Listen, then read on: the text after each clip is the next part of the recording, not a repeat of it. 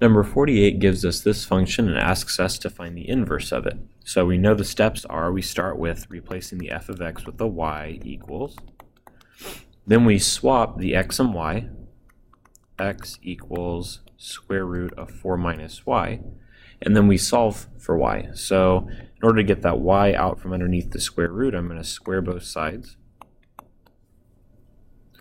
Square root squared cancels on the right side, and I get x squared equals 4 minus y. And to solve for y, I could add y over here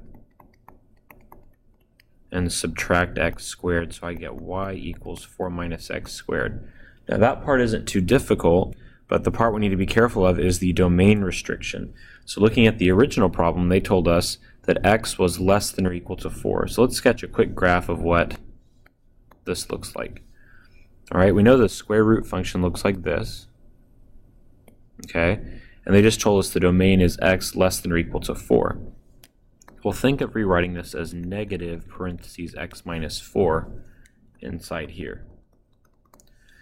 Because of the negative underneath the square root, that means we're going to be reflecting across the y-axis, and the minus 4 is going to be a shift to the right 4. So we're going to reflect and shift right 4. 1, 2, 3, 4. So the graph we're actually looking at is something like that. Because of the reflection about the y-axis, that comes from the negative in front of the x, and the shift right 4, the minus 4. So looking at this graph, at the original one, the domain is given to us is negative infinity to 4.